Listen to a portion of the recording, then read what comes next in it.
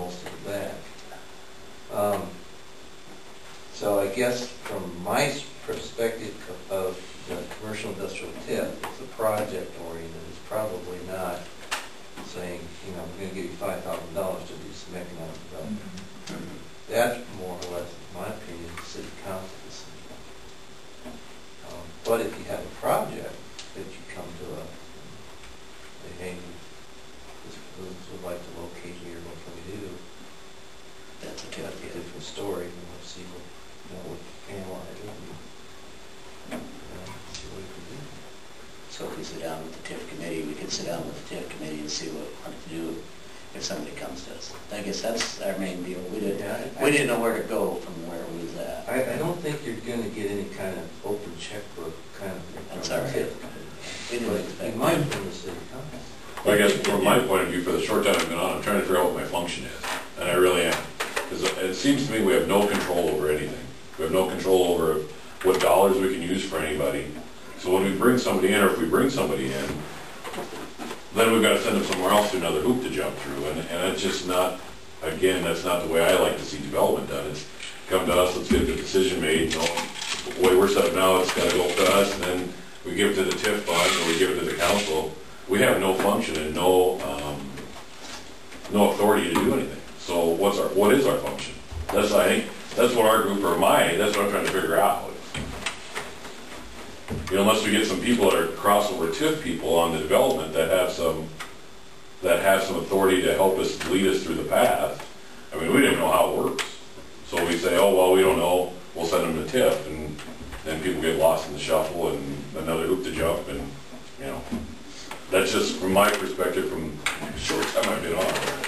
Well, if we TIF a district though, like up here on this Schrader edition, that's got to be done as a timetable. That's got to be done by what, the 31st of December or something like that, so that it can be, so you can receive funds for how long? You TIF it on valuation date. So if you start, if you don't have to TIF all 8 lots, although I think that's probably economically feasible. And after you establish the area, TIF area, then you have to establish what date you're going to start the valuation date, which you can do that by December 1st of the year after you're going to start the valuation date. So January 1st hits, you have 11 months actually to decide if you want to use that date as your valuation date. Once you establish that valuation date, the actual TIF comes in 2 years after the date starts. And then it runs for 10 years. That's what I was getting, was the delay from the time that you actually TIF the property to before you ever start receiving any. Yeah. You know, if you had 8 lots open up next year and it's in the fall, you know, probably next year no one would have a completed house built.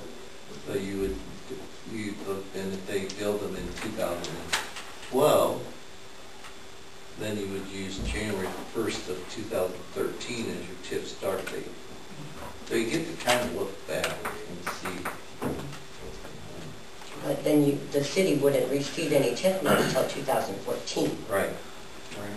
Well, you really won't receive anything if there's nothing built around it. Now, here's the interesting question I'll have for you. Now that you know the timeline, and you're asking us to put the infrastructure in 2011, and you already know that if they build houses, we won't get any TIF until 2014.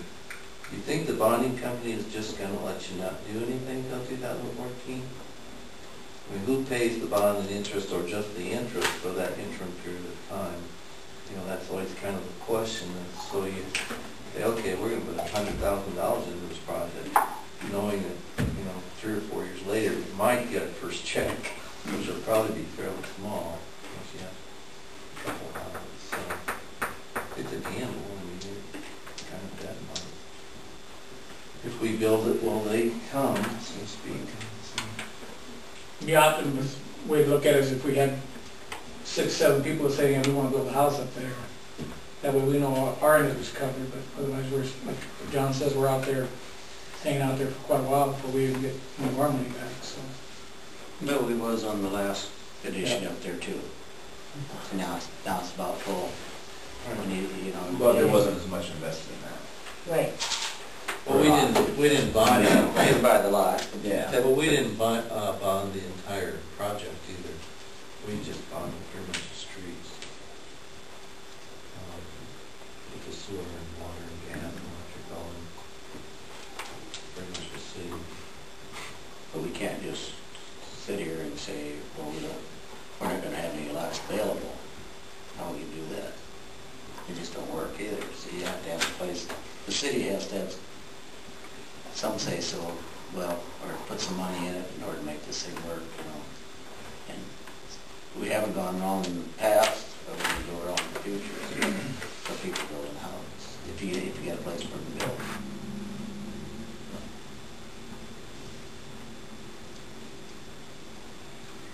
But You really switched courses. Yeah. I was still waiting for my answer, but I didn't Get back to Jim's question, I say, you know, the Economic Development Committee worked with WIE, correct? The Economic Development Company, or committee worked with Fitzgerald's.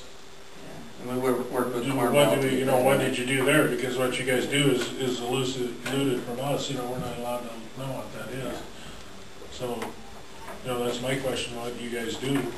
What is that answer, you know? What do you need? I guess the city's never... In the case of those projects, the only thing we did was PR.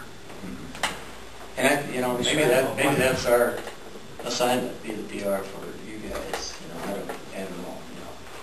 And that's kind of the way we did all these deals. Yeah. PR was WIE. We spent no money on any of those Right. projects as a committee. Right. We just kind of head things the city's way and hope things go through. So that, you know, but there's sometimes, you know, it'd be nice to have those. We supported it, we lobbied. In a couple of those cases, you know, but as far as putting any money into it, any kind, we did not. We had no money and we didn't ask for any money. We weren't smart enough to do that, Well, then the question becomes, is that the entity that you want to become? well, If somebody with some funds behind them, you know, that's... I've never heard that from you before, and I've been on this for 2 years, but I've never heard that from you, and I don't... And I know we asked you, you know, if we wanted some money to spend, could we have, you know, for expenses and stuff, and you always said yes on that, you know. So it's not the idea that we don't have any money really, because we could go in there and ask you, and get $500 for this or something, you know, if we needed it. We're not gonna ask for $500,000, but you know, that's a different deal. This kennel, dog grooming, whatever it ended up being, I mean, you guys are caught between a rock and a hard place because you can't offer any assistance, right? Right. Not right now. Yeah. Because you don't know who's gonna, if you do offer assistance, who's gonna pay. Right. I appreciate your frustration. and they are expressing interest in purchasing the building and moving it in the town. There's another thing, you'll probably get involved in helping to negotiate a price on the building. As a committee, I can see that as a good possibility.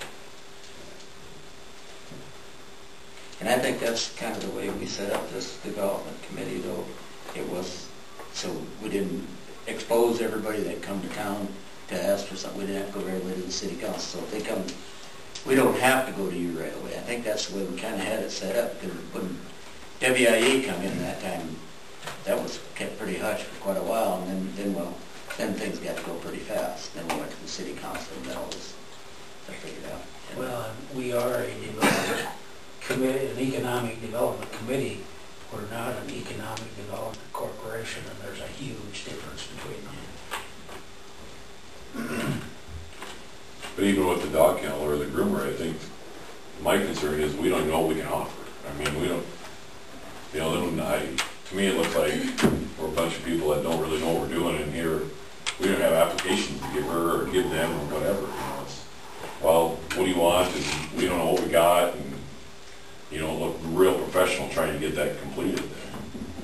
Yeah, then if you're That makes passing sense. you're passing somebody to 200 different people, you know, they don't Yeah. know many people in the community, they might not, you know, feel comfortable meeting with all sorts of different people, getting passed on, you know, well, sorry, we can't help you, but we'll try to talk to Marlene at the city, or we'll wait and talk to her council and, you know, try to get back. I just think there's no, I don't know if there's a process, or like Ken said, a guideline to follow, how we can, you know, it's a downtown, you know, Main Street building, which would be nice to get, you know, get filled up.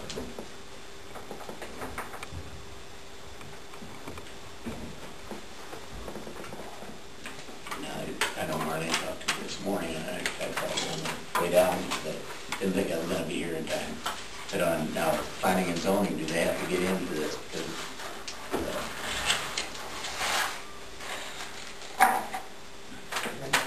I doubt that planning and zoning is into anything unless there's something construction, building structure changes or something. They want to do a few changes. Yeah, they do. But, They want to tear down part of the building and put up a fenced-in area. Well, I could see if you're gonna change the outside structure maybe, but And the other thing is, if they do is something inside. where it's zoned, I don't know if that kind of business can go in there. Because if she's getting bored, I don't well, know. that's the zoning. People have to look at that, right? Isn't that match us to where it's Yeah, I think they know. It's a business, so it's commercial, Yeah. so I don't know. But you're gonna have parking and you're gonna have some of that. Is that what you're maybe questioning about that? But we have that just in the Yeah. residential area. Yeah, yeah, You know. that gets loud. And when you set it up as a business, that's just what it's gonna be, you know, whether it's gonna bother a lot of people, how do we know? You know? But it's a commercial area, right? Some nights you have parking coming from docks, some nights you have coming from the bowling alleys. some nights you have Which coming wife from is this parking building. at which husband? Well, but the other thing is too, you have a resident right there. You know, your overage is right there. Yeah. Are they gonna want that in their backyard? But you get that the same way with realtors. I mean, when he's pounding and hammering there, there's residents right behind that too, so it's, you know, I don't know, 10 of one and 10 of the others. Well, it's commercial, it's zone commercial, it's. Yeah. And the house is in commercial. We haven't. But now, can we offer anything without, I guess that's our question. Can we offer anything without coming to you guys? Or at least can we get some guidelines from TIF, I guess, the committee, or application process or something? I think TIF can give you some guidelines, but I'm not speaking for the city council. No, I'm talking TIF. And you'd probably have to meet with the TIF to give us some guidelines too, don't you, John? Or Yeah. because we have never worked with the infrastructure of the buildings before, right? We always did the outsides or the streets or something Right, like that. right. So, you know, we don't have anything really set up for the inside of the buildings. The only infrastructure we've done was the Fitzgerald building. Fitzgerald, there would be some precedent there. wouldn't there? But that was, Well, we brought electric in. yeah, we brought electric and gas in with that, but that was with TIF money. Right. Right. So, but that's part of That TIF money was actually determined by the city council, not the TIF committee. Right. But helping them buy the building was part of the TIF. It's all TIF, the city made the decision. And so if we come to you and they want to buy this, we could probably get some money through the TIF. I'm not going to just say saying city that councilman, or telling me as a as a TIF, TIF board member. TIF board member. I'm not going to answer your question. Because you don't have the other people. But you can come to the city council and they can allocate TIF money before we get it. For this new business. Sure.